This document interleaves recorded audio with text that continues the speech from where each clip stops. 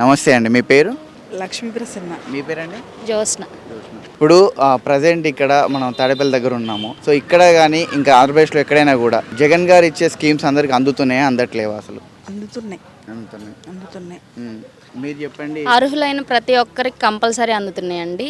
ఎవరైతే కొంతమంది అంటే మాకు అర్హత ఉంది కానీ రాలేదంటున్నారు, అదేం లేదు. అందరికీ మేము కంపల్సరీ ఎవరికైతే అర్హత ఉందో ఎవరికి అర్హత లేదో మేమైతే అందరికీ పడుతున్నాము. మాకైతే పార్షాలిటీ లేదు, కులం లేదు, మతం లేదు, పార్టీ ఏమీ లేదు. మాకైతే మేము అందరికీ చేస్తున్నాం. మీ లెక్క ప్రకారం మళ్ళీ ఈసారి జగన్ గారు గెలిచే అవకాశం ఉందా? ఎందుకంటే ఈ స్కీమ్స్తోనే నేను జనాల గుండెల్లో ఉంటానని చెప్పేసి జగన్ గారు అంటున్నారు. మీకు ఎలా అనిపిస్తుంది? అంటే సార్ చెప్పింది కూడా కరెక్టే కదా. అంతకుముందు ఫంక్షన్లకి ఎలా వెళ్ళేవాళ్ళు అందరూ, ఒక 3 days అయినా 5 days అయినా చాలా ముసలి వాళ్ళు అయినా వాళ్ళు నడకతో వెళ్ళేవాళ్ళు, ప్లస్ పొద్దున్న సాయంత్రం దాకా ఉండేవాళ్ళు. ఇప్పుడు మేమే వాళ్ళ ఇంటికి వెళ్ళి వాళ్ళకి ఇస్తుంటే వాళ్ళు చాలా సంతోషంగా ఉంటున్నారు. ప్లస్ ఏంటంటే ఆ వయసులో వాళ్ళు వెళ్ళాల్సిన ప్లేస్ కూడా కాదు, దానికి జగన్ సార్ మా ద్వారా వాళ్ళకి ఇప్పిస్తున్నారు కాబట్టి మాకు తెలిసి ఆయనకే పడతాయని మేము అనుకుంటున్నాం. ఇప్పుడు మీరు జనాల్లో పొద్దున్న లేస్తే జనాల్లో ఉంటారు, ఆ ప్రజలకు ఏం కావాలో తెలుసుకొని ఉంటారు. ఈ 5 years మీరైతే కష్టపడ్డారు. సో ఇప్పుడు జనాలలో ఎక్కువ తిరిగింది రాజకీయ నాయకుల కన్నా ఎక్కువ మీరే. సో మీకు తెలిసి ఉంటుంది కదా, వాళ్ళ అభిప్రాయం ఎలా ఉంది, ఆ సానుకూలతంగా ఉందా, నిజంగా అందరూ సంతోషంగా ఉన్నారా? అందరూ సంతోషంగానే ఉన్నారు. ఆ స్కీమ్స్ వచ్చిన వాళ్ళందరూ హ్యాపీ. ఎవరో ఇంకా రాని వాళ్ళు కొంతమంది ఉన్నారు, లేరని అనము. అది కూడా వాళ్ళకి ఎక్కడో చోట చిన్న మిస్టేక్ ఉండుంటుంది, లేదని అనకూడదు కదా వాళ్ళ వైపు నుంచి కూడా. అది అర్హులైతే అందరికీ వచ్చేసినాయి. అర్హులకు కాకపోతేనే ఎక్కడో 100%లో 10% మందికి రాలేదు, డిలే అయ్యింది. అర్హత ఉంటే వచ్చింది, కంపల్సరీగా వచ్చింది. ఇప్పుడు మామూలుగా జగన్ గారు ఒకే ఒక మాట చెప్తున్నారు, మీరు కూడా ఇందాక అన్నారు, కులాలు చూడడం, మతాలు చూడము, పార్టీలు చూడడం, ప్రతి ఒక్కరికి నేను పెట్టిన పథకం అందుద్ది అని చెప్పేసి అన్నారు. నిజంగా అది ఇంప్లిమెంట్ అవుతుందండి గ్రౌండ్ లెవెల్లో? కంపల్సరీ అవుతుంది. ఎందుకంటే మేమే చెప్తున్నాం, కంపల్సరీ ఎక్కడ కూడా మేము చూడలేదు.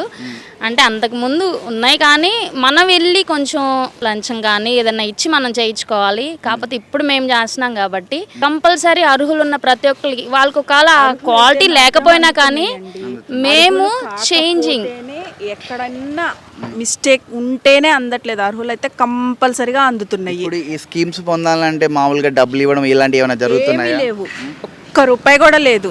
వాళ్ళకి అర్హత ఒక్కటి ఉంటే చాలు. వాళ్ళన్నింటికి ఓకే అనుకుంటే, అన్నీ పర్ఫెక్ట్గా ఉంటే ₹1 కూడా మేము తీసుకోలేదు. ఇంతవరకు నేను తీసుకోలేదు, తను తీసుకోలేదు, ఎవ్వరం తీసుకోలేదు. నిజాయితీగా మీరు చేసుకుంటే వాళ్ళు మనస్ఫూర్తిగా వాళ్ళు ఏదైనా ఇస్తా ఉన్నా కానీ, ఎందుకంటే మేము చేస్తున్న సేవ ప్లస్ మాకు ఆల్రెడీ జగన్మోహన్ గారు 5,000 వేతనం వేస్తున్నారు. మాకు అది చాలు.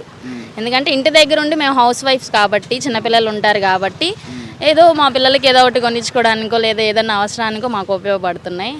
అది వరకు చాలు, సేవ అంతే. ఇప్పుడు జగన్ గారి వైపు, జగన్ గారు ఒకవైపు, అలాగే మిగిలిన అన్ని పార్టీలు ఒకవైపు అని చెప్పేసి అందరూ అంటున్నారు. జగన్ గారు అంటున్నారు ముఖ్యంగా, ఎన్ని పార్టీలు లేకపోయినా కూడా నన్ను ఓడించలేరు, నేను జనాల గుండెల్లో ఉన్నాను అంటున్నారు. నిజమేనా అది?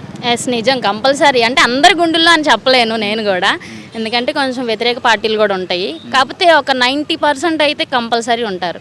ఎందుకంటే అప్పుడు వేరు ఇప్పుడు వేరుగా ఉన్నది కదా. ఇప్పుడు మనం కూడా చూస్తున్నాము, ఇప్పుడు మనం క్యాస్ట్ సర్టిఫికేట్ తెచ్చుకోవాలన్నా, ఇన్కమ్ సర్టిఫికేట్ తెచ్చుకోవాలన్నా, మనది ఏదన్నా అవసరమైనా కంపల్సరీ మనం మున్సిపల్ ఆఫీస్కి వెళ్ళాలి, అక్కడ చుట్టుపక్కల తిరగాలి, అన్నీ చేయాలి. ఇప్పుడు ఏం చేస్తుందంటే సిస్టము, మేమే వాళ్ళకి క్యాస్ట్ సర్టిఫికేట్, ఇన్కమ్ సర్టిఫికేట్ ఇంటికి తీసుకొని మేము ఇస్తున్నాం. అది వాళ్ళకి బెనిఫిట్ అయింది కదా. అంతకుముందు చుట్టూ తిరగాల్సి వచ్చేది, ఇప్పుడు వాళ్ళ దగ్గరికే వెళ్తుంది పాలన. అది అందరికీ జనాలకి అందరికీ ఆల్రెడీ తెలుసు కాబట్టి కంపల్సరీ అందరి జనాల్లో జగన్ గారు ఉన్నారని మేము అనుకుంటున్నాం. ఇప్పుడు అంటే మీరు వాళ్ళు అప్లై చేసిన తర్వాత ఒకప్పటిలా కాకుండా ఇప్పుడు ఖచ్చితంగా మీరు వాళ్ళ కంపల్సరీ ఒక 1 weekలోనే. అంతకుముందు కూడా మళ్ళీ మనకి క్యాస్ట్ ఇన్కమ్ రావాలన్నా కొంచెం లంచం ఇవ్వాలి. ఇప్పుడు కంపల్సరీ దానికి ఒక అమౌంట్ ఉంటుంది. ఎంఆర్ఓ ఆఫీసుల చుట్టూ, మున్సిపల్ ఆఫీసుల చుట్టూ తిరగాల్సి వచ్చేది ఇంతకు ముందు. ఇప్పుడు ఆ అవసరం లేదు. వాలంటీర్స్ తీసుకొని వెళ్ళి సచివాలయంలో అప్లై చేస్తున్నారు. అక్కడికి వెళ్ళి ఒక 10 days కాదు 20 days అట్లా అయితే క్యాస్ట్ ఇన్కమ్ 2 వచ్చేస్తున్నాయి. అవసరం అయితే ఫాస్ట్గా కూడా మాకు ఇప్పుడు ఒక 1 weekలో కావాలమ్మా అన్నా కానీ మేము ఫాస్ట్గా కూడా చేసేస్తున్నాం. ఓకే. ఇప్పుడు మామూలుగా మెయిన్ పాయింట్ ఏంటిదంటే ఇప్పుడు ఈ స్కీమ్స్ గురించి కానీ ఇప్పుడు మనం తాడేపల్లి జగన్ గారు ఉండేది ఇక్కడనే. సో ఇక్కడ ఉన్న ఏరియాలోనే కొన్ని ప్లేస్లలో ఇంప్లిమెంట్ అవ్వట్లేదు అని చెప్పేసి కొంతమంది అంటున్నారు ప్రతిపక్షం. అది నిజమైన స్కీమ్స్ లేదా ఇంప్లిమెంట్ అవుతుందా మీకు? కంపల్సరీ జగన్ అన్న గారి స్కీమ్స్ అయితే అన్ని ఇంప్లిమెంట్స్ అవుతున్నాయి. ఎవరికైతే అర్హత ఉంటుందో వాళ్ళకైతే కంపల్సరీ వస్తున్నాయి అన్న. మిగతా వాళ్ళంటే వాళ్ళ అర్హతను బట్టి మేము ఇవ్వాలి కదా. ఇప్పుడు వాళ్ళు ఒక 2-3 స్టేజ్లో ఉండి మాకు పథకాలు రావట్లేదంటే మనకు కూడా ఎలా ఉంటుంది. ఇప్పుడు వాళ్ళది ఆధార్ కార్డ్ కానీ ఏదైనా సెట్ చేసినప్పుడు వాళ్ళు ఎలిజిబుల్ వచ్చిందంటే మనం కంపల్సరీ ఇచ్చేస్తాం. దేన్ని మనం చూడం. ఇన్ఎలిజిబుల్ వచ్చిందంటే దాన్ని కూడా సరి చేసుకోండి. అమ్మా ఇలా ఉంది మీది, మీకు ఇలా ఉంది ప్రాపర్టీ, లేదా ఇలా కరెంట్ బిల్ వస్తుంది, మేము ఆల్రెడీ ఎక్స్ప్లెయిన్ చేస్తున్నాం, మీరు ఇలా సరి చేయించుకోండి, లేకపోతే మీకు ఒకవేళ తప్పు పడుతుందేమో ఒకసారి చెక్ చేయించుకోండి అని కూడా మేము ఆల్రెడీ వాళ్ళకి చెప్పేస్తున్నాం. వాళ్ళు ఒకవేళ చేయించుకొస్తే వాళ్ళకి కూడా మేము పెట్టేస్తున్నాం. ఎలిజిబుల్ ఎవరైతే వాళ్ళు కంపల్సరీ చేస్తారు. అయితే అంతకుముందు చంద్రబాబు నాయుడు గారు ఉన్నప్పుడు జగన్ గారి ప్రభుత్వం ఉన్నప్పుడు వీళ్ళిద్దరి మధ్యలో వ్యత్యాసం మీరు ఏం గమనించారు ఒక మహిళగా నేను గమనించింది ఏంటంటే అంతకుముందు మన పనులకు మనమే తిరగాలి. ఇప్పుడు మన పనులకు కూడా మన ఇంటికి వచ్చి అన్నీ చేయిస్తున్నారు వాలంటీర్స్. ఓకే. ఇప్పుడు ఇంకొకటి మాట కూడా అంటుంది ఏంటిదంటే జనాల్ని పథకాలను పెట్టి సోమరిపోతులు చేస్తున్నారు అని చెప్పేసి ప్రతిపక్షాలు అంటున్నారు. ఇప్పుడు దానిపై మీరేమంటారు? అంటే మన దగ్గర పని చేసుకోవాలి అని మనకు ఉండాలి. ఇంతకు ముందు సోమరిపోతులు ఎవరు అవ్వలేదా? అది తప్పు. అది తప్పు. సోమరిపోతులు అంటే మీరు దగ్గరుండి పని చేయకుండా తిని కూర్చోండి అని ఎవరు చెప్పరు కదా. తోచినంత సహాయం చేస్తున్నారు. దాని ద్వారా ఇంకొక రూపాయి సంపాదించుకోమని ఎవరైనా చెప్తారు కానీ అంతేగాని మీరు తిని తిరగండి అని చెప్పేసి ఎవరు చెప్పరు కదా. అది చాలా రాంగ్ అన్న. తప్పు. అసలు అది తప్పు, చాలా తప్పు. దానికి మేము అస్సలు ఒప్పుకోము. యూజ్ అవుతున్నాయి కూడా, అందులో డౌట్ లేదు. అది ఈసారి ఎలక్షన్స్ అనేది చాలా హాట్ టాపిక్గా మారినాయి. ఎందుకంటే పవన్ కళ్యాణ్ గారు, చంద్రబాబు నాయుడు గారు, ఇటు సైడ్ మళ్ళీ షర్మిల గారు యాడ్ అయ్యారు. సో ఇప్పుడు మీరు చెప్పండి, ఇప్పుడు సొంత ఒక ఇంట్లోనే ఇప్పుడు షర్మిల గారు ఆపోజిట్ అవుతానని చెప్పేసి ఎవరు అనుకోలేదు. ఎందుకంటే కాంగ్రెస్ పార్టీ నుంచి షర్మిల గారు దిగుతున్నారు. దీన్ని మీరు ఎలా చూస్తారు? అంటే జగన్ గారికి కాంపిటీషన్ ఇవ్వగలుగుతారా షర్మిల గారు? నాకు తెలిసి అయితే ఇవ్వలేరండి. జగన్ గారి కాంపిటీషన్ అయితే ఎవరు ఇవ్వలేరు. ఎందుకని? ఎందుకంటే ఆయన షర్మిల గారు కూడా జగన్ గారు జైల్లో ఉన్నప్పుడు పాదయాత్ర చేసుకుంటూ తిరిగింది కదా, ప్రమోషన్ చేసింది కదా. అంటే షర్మిల గారంటే మనం ఆ గురించి మాట్లాడేంత అర్హత కూడా మాకైతే లేదు. కాకపోతే ఇక్కడ జగన్ గారు వారి పలపారిని బట్టి వారి ప్రజల్లోకి ఎలా అయితే పథకాలు తీసుకొని వెళ్తున్నారో దానిని బట్టి మనం చెప్తుంది ఏంటంటే ఆమె అయితే రాలేరు. ఇప్పుడు చంద్రబాబు నాయుడు గారికి ఇప్పుడు జగన్ గారికి వ్యత్యాసం చూసారు కదా. ఇప్పుడు చంద్రబాబు నాయుడు గారు పవన్ కళ్యాణ్ గారు కలిసి ఉన్నారు. మరి ఇప్పుడు కాంపిటీషన్ ఇంకా ఎక్కువ ఉంటుంది కదా. ఇప్పుడు పవన్ కళ్యాణ్ గారు అంటే ఆయన ఒక సినిమా యాక్టర్ కాబట్టి చూడడానికి వెళ్తాం. ఎందుకంటే మనకు ఆసక్తి. టీవీలో చూసే అతన్ని మనం ఫ్రంట్ కళ్ళ ముందు చూస్తున్నాం అంటే ఎవరైనా వెళ్తారు. కాకపోతే ఓట్లు పడేది వేరుగా ఉంటుంది కదా. సినిమా కను పరిపాలనకి రియల్గా చూడటానికి సినిమా కను కథకి తేడా ఉండదు అన్న. అది అంతే. అది మన నిజ జీవితానికను సినిమాకి తేడా ఉంటుంది కదా. అది సినిమా అంతవరకు 3 గంటలే. ఇది లైఫ్ లాంగ్ కదా. దానికి దీనికి తేడా ఉంటుంది కదా. తేడా అయితే ఉంటుంది. ఇప్పుడు మామూలుగా ప్రజల్లో ప్రతి పేదవాళ్ళకి వెళ్ళే కొన్ని పథకాల పేర్లు చెప్తారా? పెన్షన్స్, చేయూత, ఈబీసీ నేస్తం, ఆసరా, వాహన మిత్ర. అమ్మఒడి అనేది అందరికి అందుతుందండి? అందుతుందండి. ఎలిజిబుల్ అయితే అందింది. ఎలిజిబుల్ అయితే అందింది. అది ఎంత వస్తుంది మామూలుగా సంవత్సరానికి? 13,000 వస్తుంది. ఓకే. ఇప్పుడు అంటే ఎవరైతే ఎలిజిబుల్ ప్రతి మహిళకి అదొక ఆ పిల్లల్ని స్కూల్ పంపించడం ఇవన్నీ కూడా వాళ్ళకి యూజ్ అవుతుంది. ముందు పిల్లలు పనులకు వెళ్ళేవాళ్ళు, అమ్మ వాళ్ళు కూడా పంపించేసేవాళ్ళు. ఇప్పుడు ఇంట్రెస్ట్గా పంపిస్తున్నారు. ఎందుకని జగన్ గారు ఏదో ఒక ఆశ చూపించారు వారి పిల్లలు చదువుకోవడానికి. ట్యాబ్లు ఇస్తున్నారు, బుక్స్ ఇస్తున్నారు, బ్యాగ్స్ ఇస్తున్నారు. తల్లిదండ్రులకు ఖర్చేం లేదు. అందుకని కొంచెం ఇంట్రెస్ట్ పేరెంట్స్ కూడా చూపిస్తున్నారు చదివించుకోవడానికి. అందుకే పిల్లల్ని స్కూల్లో పంపడం కోసమే ఇది మెయిన్ అన్నట్టు.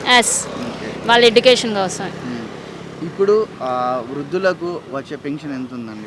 ఇప్పుడు 3,000. ఏదైతే జగన్మోహన్ గారు చెప్పారో ఆ 3,000 పెన్షన్ జనవరి నుంచి అందుతుంది. పోయిన నెల మేము ఆల్రెడీ ఇచ్చేసారా? 250 4 సంవత్సరాల నుంచి పెంచుకుంటా వచ్చారు. ఇప్పుడు రౌండ్ ఫిగర్ 3,000 చేశారు. 3,000 చేశారు. ఈ జనవరి నెల నుంచి చేశారు. ఇప్పుడు జగన్ గారు వచ్చినాక రేట్లు అనేవి విపరీతం, అంటే సెంట్రల్ రేట్లు ఎట్లాగో ఆటోమేటిక్గా పెరిగాయి. బట్ మామూలుగా స్టేట్ ట్యాక్స్ పడే రేట్లు కూడా ఇంకా విపరీతంగా పెరిగాయని చెప్పేసి అంటున్నారు. ఇప్పుడు మీ ఇంట్లోకి మీరు కొనుక్కునే ఉప్పులు పప్పులు కాంచి దగ్గర నుంచి కూడా అన్ని పెరిగి ఉంటాయి. అన్నీ పెరిగాయి. దాని గురించి మేమేం చెప్పగలం? నిత్యావసర వస్తువులు అంటే పెరుగుతూ ఉంటాయి, తగ్గుతూ ఉంటాయి. ఈయన పరిపాలనలోనే పెరిగినాయి అంటే మనం ఏం చెప్పలేం కదా.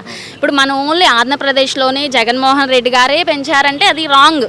అన్ని చోట్ల పెరిగినాయి, అన్ని చోట్ల పెంచారు. ఇది ఆయన మీద నిందేయడం అది సబబం కాదు.